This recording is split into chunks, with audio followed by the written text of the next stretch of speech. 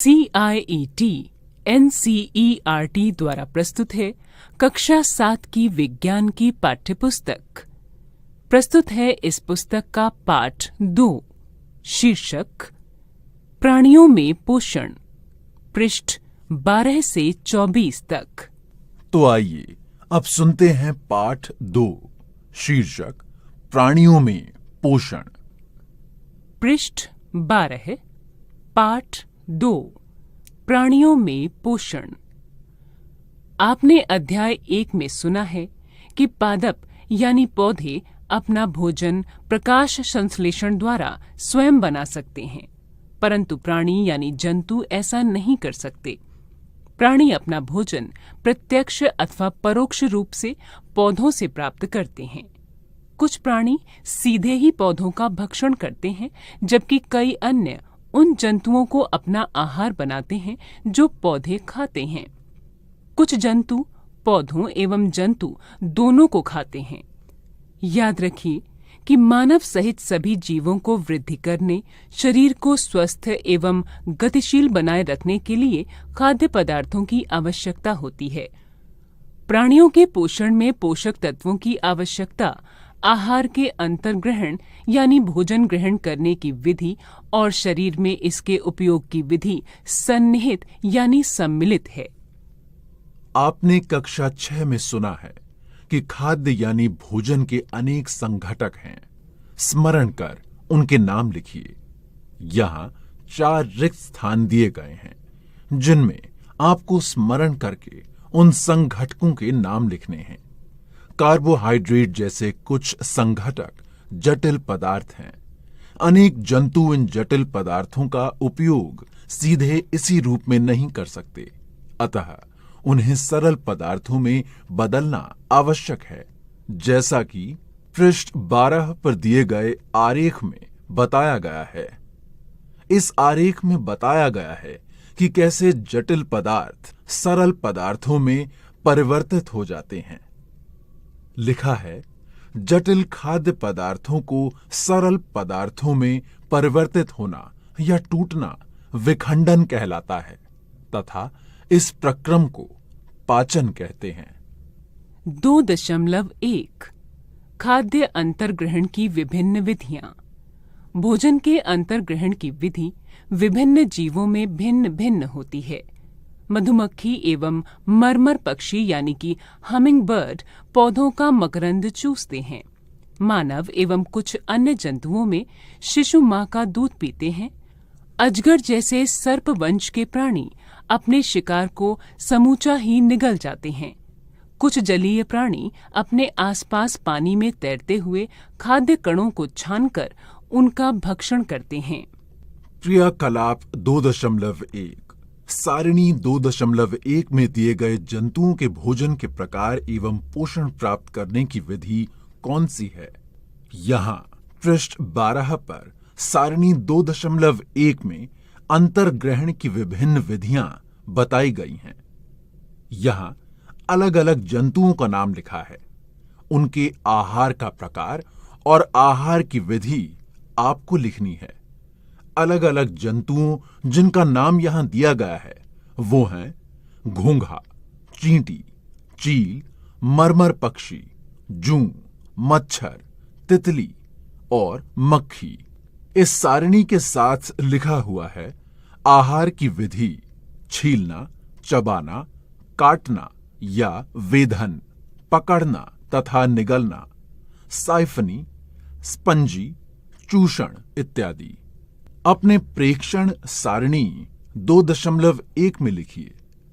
आप पाएंगे कि सारिणी में साथ में लिखी गई खाद्य अंतर्ग्रहण की विधियां उन विधियों का विवरण लिखने में सहायक हैं, जिनसे जंतु भोजन का अंतर्ग्रहण करते हैं। पृष्ठ 13 है। यहाँ पृष्ठ 13 पर चित्र 2.1 यानी स्टारफिश का चित्र बताया गया है। साथ ही लिखा है अद्भुत सत्य। स्टारफिश यानी तारा मछली कैल्शियम कार्बोनेट के कठोर कवच वाले जंतुओं का आहार करती है, जैसा कि चित्र 2.1 में दिया गया है। कवच खोलने के बाद यह अपने मुख से अपना अमाशय बाहर निकालती है तथा जंतु के कोमल भागों को खाती है। आमाशय वापस शरीर में चला जाता है तथा आहार धीरे धीरे पचता है। 2.2 मानव में पाचन। हम अपने मुख द्वारा भोजन का अंतर्ग्रहण करते हैं, इसे पचाते हैं तथा फिर उसका उपयोग करते हैं। आहार का बिना पचा भाग मल के रूप में निष्कासित किया जाता है। क्या आपने कभी ये जानने का प्रयास किया है कि शरीर के अंदर भोजन का क्या होता है? भोजन एक सतत नली से गुजरता है जो मुख ग्रहिका से प्रारंभ होकर गुदा तक जाती है। इस नली को विभिन्न भागों में बांट सकते हैं। पहला मुख गुहिका, दूसरा ग्रास नली या ग्रसिका, तीसरा आमाशय, चौथा क्षुद्रांत्र यानी छोटी आंत, पांचवा बृहदांत्र यानी बड़ी आंत जो मलाशय से जुड़ी होती है, तथा छठा मलद्वार अथवा गुदा। क्या ये बहुत लंबा मार्ग नहीं है? ये सभी भाग मिलकर आहार नाल यानी पाचन नली का निर्माण करते हैं। जैसे जैसे भोजन विभिन्न भागों से गुजरता है, उसके विभिन्न घटकों का पाचन भी क्रमिक रूप से होता जाता है।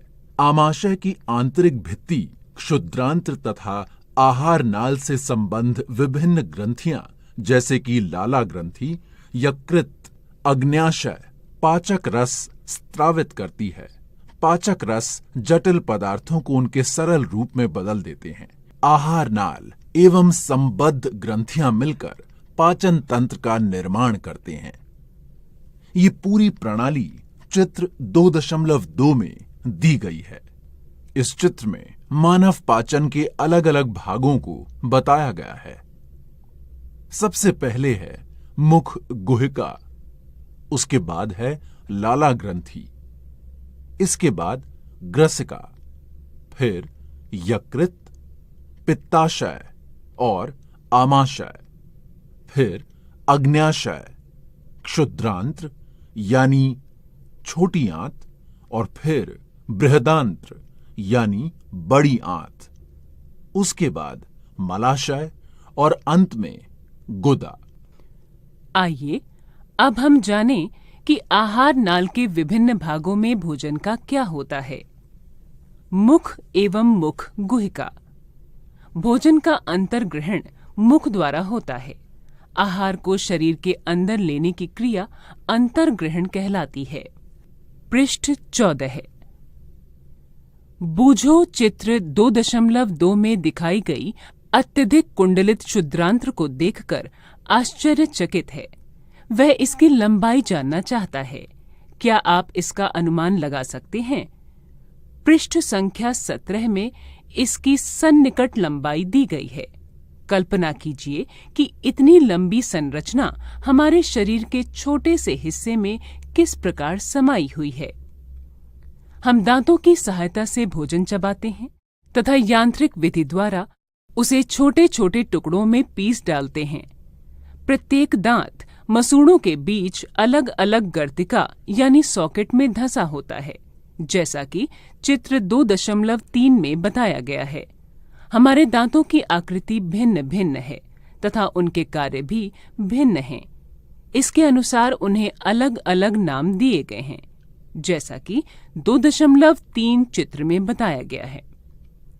यहाँ पृष्ठ 14 पर चित्र 2.3 दिया गया है, जिसमें दांतों की व्यवस्था तथा विभिन्न प्रकार के दांतों के विषय में बताया गया है। यहाँ 4 प्रकार के अलग अलग दांत दिए गए हैं: चवर्णक, अग्रचवर्णक, रदनक और कृंतक। क्रियाकलाप 2.2 अपने हाथ धोइए। दर्पण में देखते हुए अपने दांतों की गणना कीजिए। अपनी तर्जनी से दांतों को छूकर महसूस कीजिए। आपके मुख में कितने प्रकार के दांत हैं? एक सेब अथवा रोटी का टुकड़ा लेकर उसे काटिए। आप उसे काटने या कर्तन एवं दंशन के लिए किन दांतों का उपयोग करते हैं? कौन से दांत खाद्य पदार्थों को चीरने यानी वेधन और फाड़ने के काम आते हैं। उन दांतों को भी पहचानिए जो चबाने एवं पीसने के काम आते हैं। अपने प्रेक्षण सारणी 2.2 में लिखिए। हमारे मुख में लाला ग्रंथि होती है जो लाला रस यानी लार स्रावित करती है। क्या आप जानते हैं कि लाला रस का भोजन पर क्या प्रभाव पड़ता है? आइए इसका पता लगाएं। सारणी 2.2 यहां पृष्ठ 14 पर दी गई है, जिसमें दांत के प्रकार एवं उनके कार्य बताए गए हैं। दांतों के प्रकार में लिखे हैं कर्तन एवं दंशन वाले दांत, चीरने एवं फाड़ने वाले दांत, चबाने एवं पीसने वाले दांत। दांतों की संख्या यानी निचला जबड़ा और ऊपरी जबड़ा और साथ ही इनका योग आपको यहां इस सारणी में लिखने हैं। दूध के दांत तथा स्थायी दांत। क्या आपको याद है कि कुछ वर्ष पूर्व आपके दांत गिरने लगे थे? हमारे दांतों का प्रथम सेट शैशव काल में निकलता है तथा लगभग 8 वर्ष की आयु तक ये सभी दांत गिर जाते हैं। इन्हें दूध के दांत कहते हैं। इन दांतों के स्थान पर दूसरे दांत निकलते हैं जिन्हें स्थायी दांत कहते हैं। सामान्य स्वस्थ व्यक्ति के स्थायी दांत पूरे जीवन भर बने रहते हैं, तथापि वृद्धावस्था में ये प्रायः गिरने लगते हैं। पृष्ठ 15। क्रियाकलाप 2.3। 2 परख नलियां लीजिए, उन्हें ए तथा बी चिन्हित कीजिए। परख नली ए में 1 चम्मच उबले चावल डालिए। 1 चम्मच उबले चावल मुख से लेकर 3 से 5 मिनट तक चबाइए तथा इन्हें दूसरी परख नली बी में लीजिए। दोनों परख नलियों में 3 से 4 ml जल डालिए, जैसा कि चित्र 2.4 में बताया गया है। अब दोनों परख नलियों में आयोडीन विलयन की 2-3 बूंदें डालिए तथा उनका प्रेक्षण कीजिए। आप परख नली ए तथा बी में क्या अंतर देखते हैं? परख नली के रंग में परिवर्तन क्यों आता है? परिणामों की चर्चा अपने मित्रों एवं अध्यापक से कीजिए। लाला रस चावल के मंड को शर्करा में बदल देता है। यहाँ पृष्ठ 15 पर 2 परख नलियों ए तथा बी के माध्यम से मंड पर लार का प्रभाव बताया गया है। पृष्ठ 15 पर चित्र 2.4 में मंड पर लार का प्रभाव बताते हुए एक चित्र दिया हुआ है। इसमें 2 परख नलियां हैं जिन्हें ए तथा बी चिन्हित किया गया है। इसमें उबले हुए चावल, जल, चबाए हुए चावल एवं आयोडीन विलयन किया गया है। जीभ एक मांसल पेशीय अंग है जो पीछे की ओर मुख गुहिका के अधर तल से जुड़ी होती है, जैसा कि चित्र 2.6 में, जो कि पृष्ठ 15 पर दिया गया है, में बताया गया है। इसका अग्रभाग स्वतंत्र होता है और किसी भी दिशा में मुड़ सकता है। क्या आपको जीभ के कार्य ज्ञात हैं? हम बोलने के लिए जीभ का उपयोग करते हैं। इसके अतिरिक्त ये भोजन में लार को मिलाने का कार्य करती है तथा निगलने में भी सहायता करती है। जीभ द्वारा ही हमें स्वाद का पता चलता है। जीभ पर स्वाद कलिकाएं होती हैं जिनकी सहायता से हमें विभिन्न प्रकार के स्वाद का पता चलता है। मिठाइयाँ और दंत क्षय। सामान्यतः हमारे मुख में जीवाणु पाए जाते हैं, परंतु उनसे हमें कोई हानि नहीं होती। फिर भी खाने के पश्चात यदि हम दांत एवं मुख साफ न करें तो मुख में अनेक हानिकारक जीवाणु वास करके वृद्धि करने लगते हैं। ये जीवाणु दांतों के बीच फंसे भोजन की शर्करा का विघटन कर अम्ल निर्मोचित करते हैं। ये जानने के लिए कि अम्ल क्या है, अध्याय 5 पढ़िए। अम्ल क्या है, ये अध्याय 5 में बताया गया है। ये अम्ल धीरे धीरे दांत को क्षति पहुंचाते हैं, जैसा कि चित्र 2.5 में बताया गया है। इसे दंत क्षय कहते हैं। यदि समय रहते इसका उपचार न किया जाए तो दांतों में असह्य पीड़ा होने लगती है तथा चरम अवस्था में टूटकर गिर जाते हैं। चॉकलेट, ठंडे पेय तथा चीनी युक्त मिठाइयाँ व अन्य पदार्थ दंत क्षय के लिए मुख्य रूप से उत्तरदायी होते हैं। यहाँ पृष्ठ 15 पर चित्र 2.5 में दंत क्षय की क्रमिक अवस्थाएं बताई गई हैं, जिसे 4 चित्रों A, B, C, D के माध्यम से बताया गया है। दूसरे चित्र में, जो कि चित्र 2.6 है, उसमें जीभ पर स्वाद के विभिन्न क्षेत्र बताए गए हैं। पृष्ठ 16 है। क्रियाकलाप 2.4 द्वारा हम स्वाद कलिकाओं की स्थिति का पता लगा सकते हैं। क्रियाकलाप 2.4 पहला, यहां पदार्थों के अलग अलग विलयन तैयार कीजिए। पहला, चीनी का विलयन। दूसरा, नमक का विलयन। तीसरा, नींबू का रस। चौथा, नीम की पत्ती अथवा करेले का रस। 2. अपने किसी मित्र की आंखों पर पट्टी बांधकर उससे अपनी जीभ बाहर निकालकर सीधी रखने को कहिए। चित्र 2.6 में बताए गए जीभ के विभिन्न क्षेत्रों के ऊपर उपरोक्त में से किसी एक विलयन के नमूने की 1-2 बूंदें रखिए। विलयन रखने के लिए दांत कुरेदने की सींक का उपयोग करें। इस प्रक्रिया को अन्य विलयनों के साथ दोहराइए। प्रत्येक विलयन के लिए पृथक पृथक सींक का उपयोग कीजिए। 4. अपने मित्र से पूछिए कि जीभ के किस क्षेत्र से उसे मीठे, नमकीन, खट्टे एवं कड़वे का स्वाद अनुभव होता है। 5. अब अपने प्रेक्षण रिकॉर्ड करें तथा चित्र 2.6 में बताए गए प्रत्येक क्षेत्र में उस स्वाद का नाम लिखिए जिसका संवेदन यानी अनुभव उसके द्वारा होता है। अन्य सहपाठियों के साथ इस क्रियाकलाप को दोहराइए। भोजन नली यानी ग्रसिका निगला हुआ ग्रास नली अथवा ग्रसिका में जाता है, जैसा कि चित्र 2.2 में बताया गया है। ग्रसिका गले एवं वक्ष से होती हुई जाती है। ग्रसिका की भित्ति के संकुचन से भोजन नीचे की ओर सरकता जाता है। वास्तव में संपूर्ण आहार नाल संकुचित होती रहती है तथा यह गति भोजन को नीचे की ओर धकेलती रहती है। यही प्रक्रिया चित्र 2.7 में बताई गई है। कभी कभी हमारा आमाशय खाए हुए भोजन को स्वीकार नहीं करता, फलस्वरूप वमन द्वारा उसे बाहर निकाल दिया जाता है। ऐसी घटना याद कीजिए जब भोजन के बाद आपने वमन किया हो, तथा इसके कारण के विषय में सोचिए। अपने अभिभावकों एवं अध्यापक से इस विषय पर चर्चा कीजिए। यहाँ पृष्ठ 16 में चित्र 2.7 में ग्रसिका में भोजन की गति को बताया गया है। यहाँ एक चित्र दिया गया है जिसमें भोजन ग्रसिका से होता हुआ आमाशय तक पहुँचता है। इस पूरी प्रक्रिया को बताया गया है। पहेली जानना चाहती है कि वमन के समय भोजन विपरीत दिशा में किस प्रकार जाता है। आमाशय।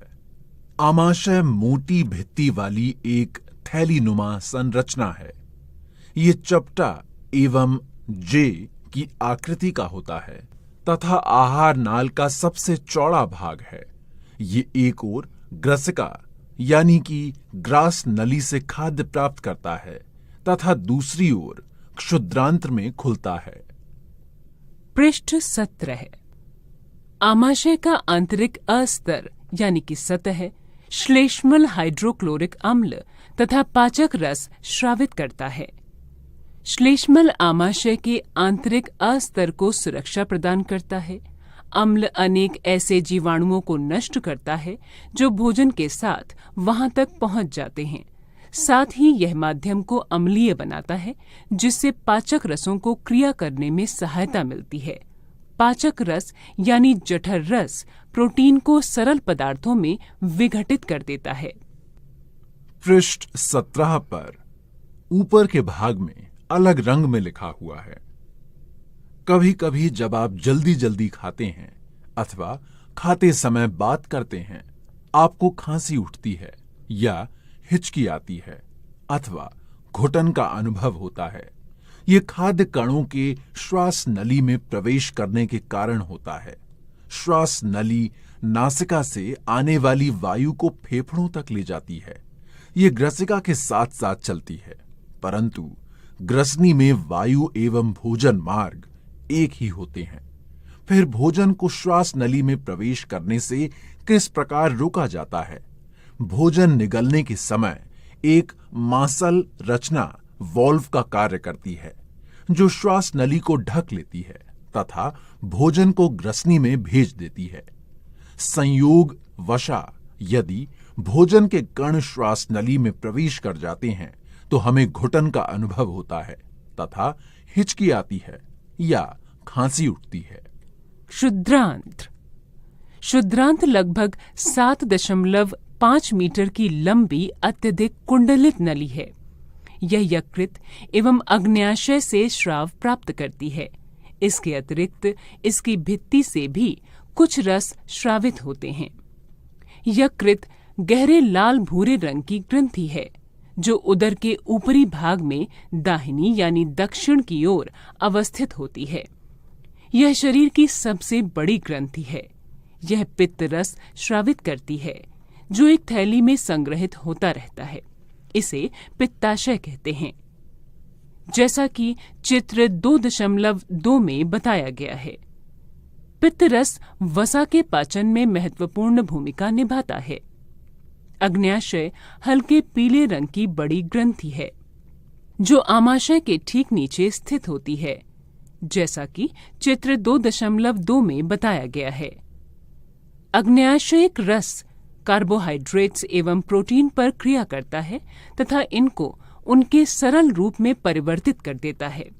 आंशिक रूप से पचा हुआ भोजन अब क्षुद्रांत्र के निचले भाग में पहुंच जाता है, जहां आंत्र रस पाचन क्रिया को पूर्ण कर देता है।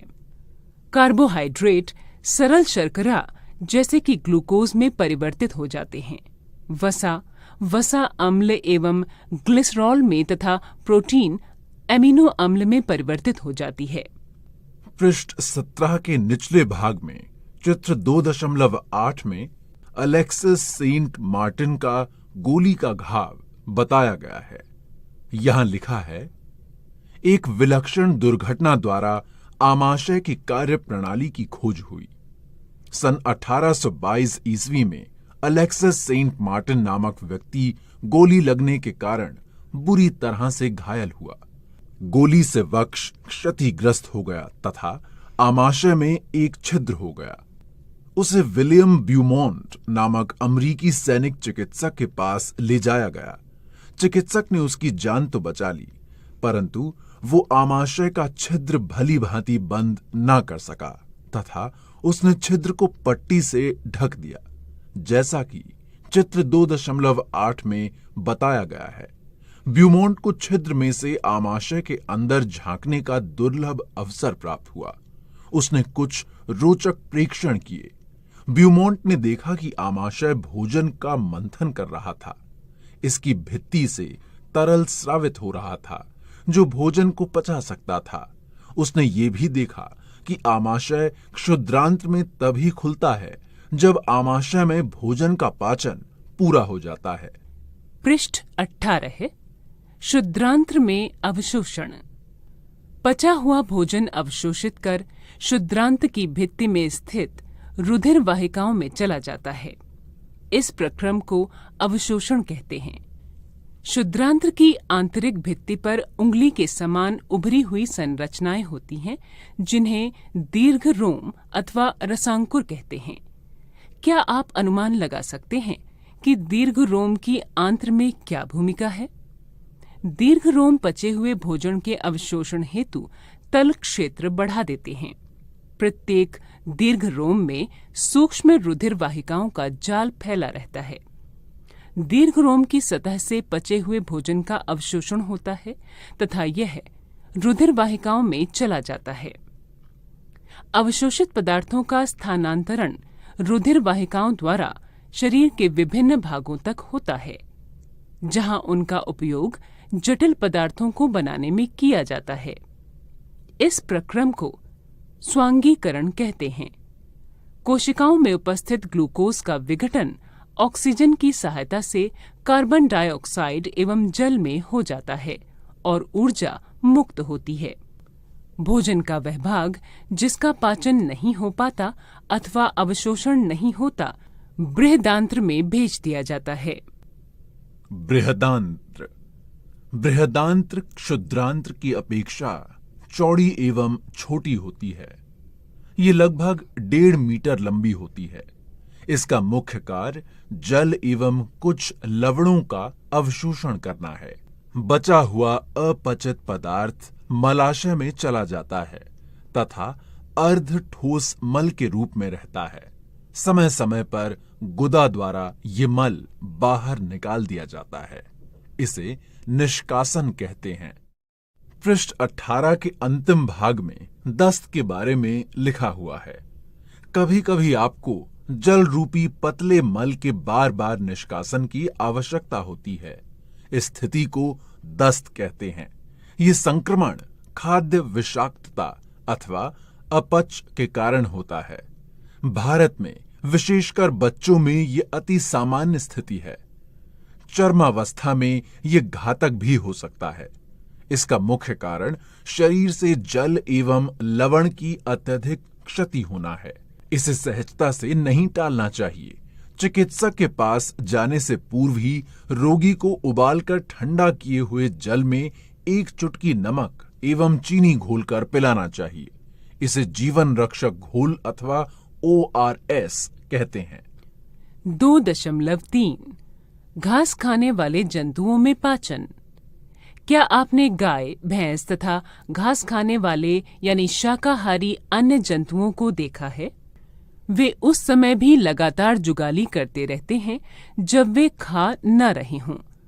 वास्तव में वे पहले घास को जल्दी जल्दी निगलकर आमाशय के एक भाग में भंडारित कर लेते हैं। ये भाग रूमेन अथवा प्रथम आमाशय कहलाता है। रूमिनेंट में आमाशय 4 भागों में बटा होता है, जैसा कि चित्र 2.9 में बताया गया है। रूमेन में भोजन का आंशिक पाचन होता है, जिसे जुगाल या कड कहते हैं, परंतु बाद में जंतु इसको छोटे पिंडकों के रूप में पुनः मुख में लाता है तथा जिसे वह चबाता रहता है। इस प्रक्रम को रोमंथन यानी जुगाली करना कहते हैं तथा ऐसे जंतु रूमिनेंट अथवा रोमंथी कहलाते हैं।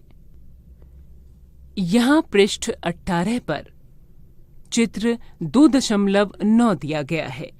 ये किसी रोमंथी का आमाशय है।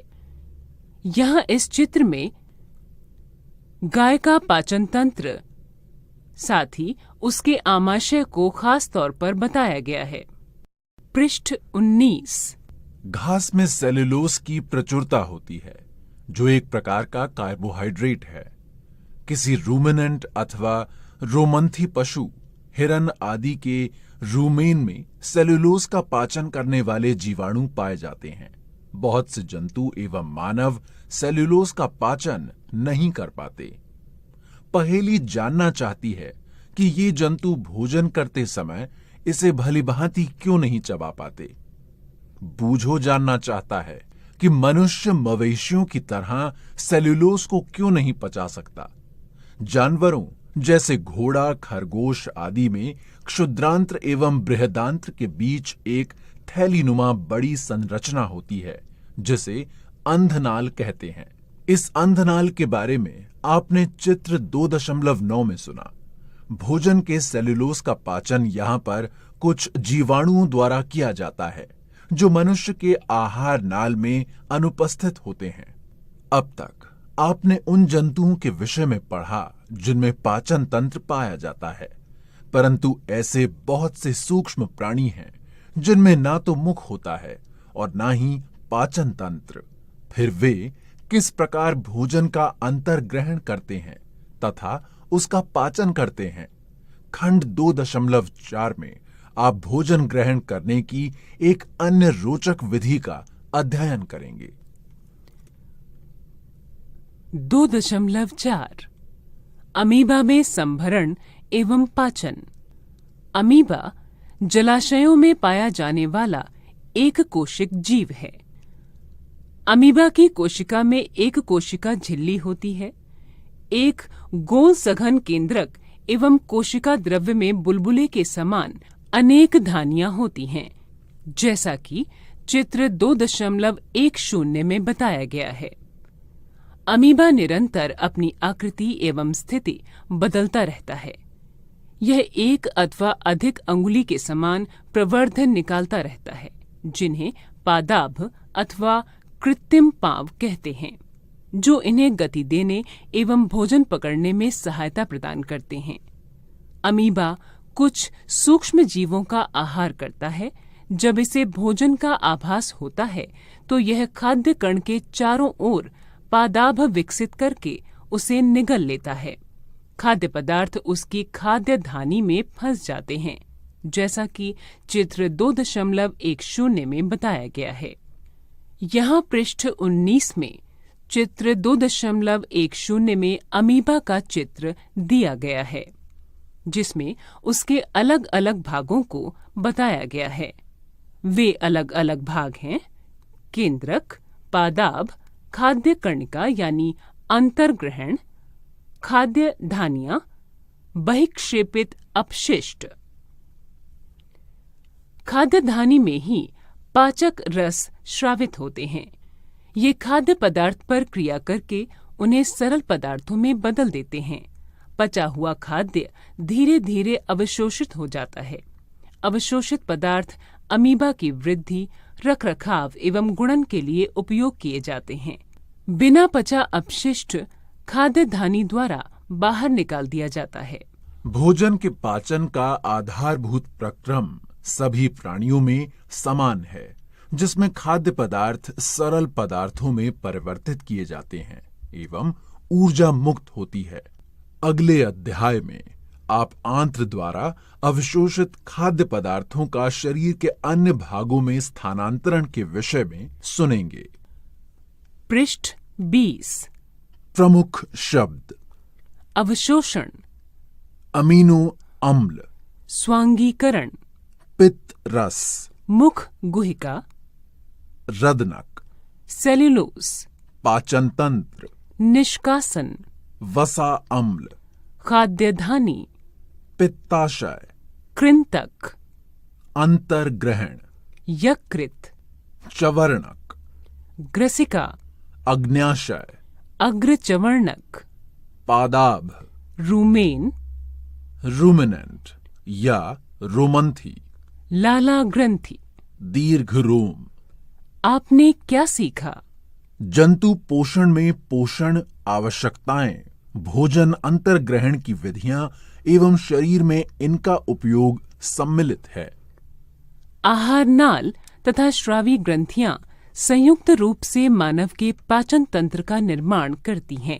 इसमें 1 मुख गुहिका, 2 ग्रसिका, 3 आमाशय, 4 क्षुद्रांत्र, 5 बृहदांत्र जो मालाशय में समाप्त होती है तथा 6 गुदा सम्मिलित हैं। पाचक रस श्रावित करने वाली मुख्य ग्रंथियां हैं: 1 लाला ग्रंथि, 2 यकृत एवं 3 अग्न्याशय। आमाशय की भित्ति एवं क्षुद्रांत्र की भित्ति भी पाचक रस श्रावित करती है। विभिन्न जीवों में भोजन ग्रहण करने की विधियां भी भिन्न हैं। पोषण एक जटिल प्रक्रम है, जिसमें पहला अंतर्ग्रहण, दूसरा पाचन, तीसरा अवशोषण, चौथा स्वांगीकरण एवं 5वां निष्कासन शामिल है। मंड जैसे कार्बोहाइड्रेट का पाचन मुख में ही प्रारंभ हो जाता है। प्रोटीन का पाचन आमाशय में प्रारंभ होता है। यकृत द्वारा श्रावित पित्त अग्न्याशय से अग्न्याशयिक श्राव एवं क्षुद्रांत्र भित्ति द्वारा श्रावित पाचक रस की क्रिया से भोजन के सभी घटकों का पाचन क्षुद्रांत्र में पूरा हो जाता है। जल एवं कुछ लवण बृहदांत्र में अवशोषित होते हैं। अवशोषित पदार्थ शरीर के विभिन्न भागों को स्थानांतरित कर दिए जाते हैं।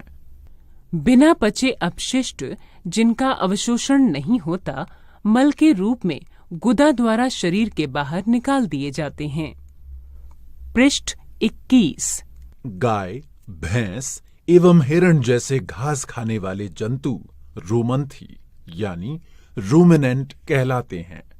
वे पत्तियों का अंतर्ग्रहण तीव्रता से करके उन्हें निगल लेते हैं तथा रूमेन में भंडारित कर लेते हैं। कुछ अंतराल के बाद भोजन पुनः मुख में आ जाता है और पशु धीरे धीरे जुगाली कर उसे चबाते हैं। अमीबा में भोजन का अंतर्ग्रहण पादाभ की सहायता से होता है तथा इसका पाचन खाद्य धानी में होता है। अभ्यास 1। उचित शब्द द्वारा रिक्त स्थानों की पूर्ति कीजिए। क। मानव पोषण के मुख्य चरण। रिक्त स्थान 1, रिक्त स्थान 2, रिक्त स्थान 3, रिक्त स्थान 4 एवं रिक्त स्थान 5 हैं। ख। मानव शरीर की सबसे बड़ी ग्रंथि का नाम रिक्त स्थान है। ग। आमाशय में हाइड्रोक्लोरिक अम्ल एवं रिक्त स्थान का स्राव होता है जो भोजन पर क्रिया करते हैं। घ। शुद्रांत्र की आंतरिक भित्ति पर अंगुली के समान अनेक प्रवर्ध होते हैं जो रिक्त स्थान कहलाते हैं। च। अमीबा अपने भोजन का पाचन रिक्त स्थान में करता है। 2। सत्य एवं असत्य कथनों को चिन्हित कीजिए। क। मंड का पाचन आमाशय से प्रारंभ होता है। ख। जीभ लाला ग्रंथि को भोजन के साथ मिलाने में सहायता करती है। ग। पित्ताशय में पित्त रस अस्थायी रूप से भंडारित होता है। घ। रूमिनेंट निगली हुई घास को अपने मुख में वापस लाकर धीरे धीरे चबाते रहते हैं। 3। निम्न में से सही विकल्प पर सही का चिन्ह लगाइए। क। वसा का पूर्ण रूपेण पाचन जिस अंग में होता है वह है 1. आमाशय, 2. मुख, 3. शुद्रांत्र, 4. बृहदांत्र। पृष्ठ 22। ख। जल का अवशोषण मुख्यतः जिस अंग द्वारा होता है वह है 1. आमाशय, 2. ग्रसिका, 3. क्षुद्रांत्र, 4. बृहदांत्र। 4. कॉलम ए में दिए गए कथनों का मिलान कॉलम बी में दिए गए कथनों से कीजिए। कॉलम ए खाद्य घटक जैसे कार्बोहाइड्रेट्स, प्रोटीन, वसा। कॉलम बी पाचन के उत्पाद जैसे वसा अम्ल एवं ग्लिसरॉल, शर्करा, अमीनो अम्ल। 5. दीर्घ रोम क्या हैं? वह कहाँ पाए जाते हैं एवं उनके कार्य क्या हैं? 6. पित्त कहाँ निर्मित होता है? ये भोजन के किस घटक के पाचन में सहायता करता है? 7. उस कार्बोहाइड्रेट का नाम लिखिए जिनका पाचन रूमिनेंट द्वारा किया जाता है परंतु मानव द्वारा नहीं। इसका कारण बताइए। 8. क्या कारण है कि हमें ग्लूकोज से ऊर्जा तुरंत प्राप्त होती है? 9. आहार नाल के कौन से भाग द्वारा निम्न क्रियाएं संपादित होती हैं? 1. पचे भोजन का अवशोषण, रिक्त स्थान। 2. भोजन को चबाना, रिक्त स्थान। 3. जीवाणु नष्ट करना, रिक्त स्थान। 4. भोजन का संपूर्ण पाचन, रिक्त स्थान। 5. मल का निर्माण, रिक्त स्थान। 10. मानव एवं अमीबा के पोषण में कोई एक समानता एवं एक अंतर लिखिए। 23. 11. कॉलम ए में दिए गए शब्दों का मिलान कॉलम बी के उचित कथन से कीजिए। कॉलम ए, क लाला ग्रंथि, ख आमाशय, ग यकृत, घ मलाशय, च शुद्रांत्र, च बृहदांत्र। कॉलम बी, 1 पित्त रस का स्रवण, 2 बिना पचे भोजन का भंडारण, 3 लाला रस स्रावित करना, 4 अम्ल का निर्मोचन, 5 पाचन का पूरा होना, 6 जल का अवशोषण, 7 मल त्याग। 12 चित्र 2.11 में दिए हुए पाचन तंत्र के आरेख को नामांकित कीजिए। यहाँ पृष्ठ 23 पर चित्र 2.11 दिया गया है, जिसमें मानव पाचन तंत्र के कुछ भागों को बताया गया है। 13 क्या हम केवल हरी सब्जियों या घास का भोजन कर जीवन निर्वाह कर सकते हैं? चर्चा कीजिए। विस्तारित अध्ययन क्रियाकलाप एवं परियोजना कार्य। 1 किसी चिकित्सक से मिलकर यहां दिए गए विषय में जानकारी एकत्र कीजिए। क किन परिस्थितियों में किसी रोगी को ग्लूकोज की ड्रिप लगाने की आवश्यकता होती है? ख रोगी को ग्लूकोज कब तक दिया जाता है? ग रोगी की अवस्था के सुधार में ग्लूकोज का क्या योगदान है? अपनी नोटबुक में इनके उत्तर लिखिए। पृष्ठ 24। 2 पता लगाइए कि विटामिन क्या है। इनके बारे में यहां जानकारी एकत्र कीजिए। क हमारे आहार में विटामिन की क्या आवश्यकता है? ख विटामिन प्राप्त करने के लिए हमें किन फलों अथवा सब्जियों का नियमित उपयोग करना चाहिए? अपने द्वारा एकत्र जानकारी के आधार पर एक पृष्ठ की टिप्पणी लिखिए। आप इसके लिए किसी चिकित्सक, डाइटिशियन, अपने अध्यापक अथवा किसी अन्य जानकार व्यक्ति अथवा स्रोत की सहायता से प्राप्त कर सकते हैं। 3 अपने मित्रों, पड़ोसियों एवं सहपाठियों से दूध के दांत संबंधी आंकड़े एकत्र कीजिए। अपने आंकड़े सारणीबद्ध कीजिए। इसे करने का एक तरीका सारणी में बताया गया है। यहां सारणी में क्रम संख्या 1, 2, 3, 4 और 5 लिखी है। इसके आगे प्रथम दांत गिरने के समय की आयु, अंतिम दांत गिरने के समय की आयु, दांतों की संख्या और गिरने वाले दांतों की एवं उनके स्थान पर निकले नए दांतों की संख्या। इन सभी जगहों को आपको अपने मित्रों, पड़ोसियों एवं सहपाठियों से बात करके आंकड़ों के साथ भरनी है। कम से कम 20 बच्चों के आंकड़े एकत्र कीजिए तथा पता लगाइए कि दूध के दांत गिरने की औसत आयु क्या है। आप इसके लिए अपने मित्रों की सहायता भी प्राप्त कर सकते हैं। क्या आप जानते हैं, किसी बकरी के दूध में मिलने वाली वसा की संरचना गाय के दूध की वसा की अपेक्षा सरल होती है। अतः बकरी के दूध का पाचन गाय के दूध की अपेक्षा आसान होता है। इसी के साथ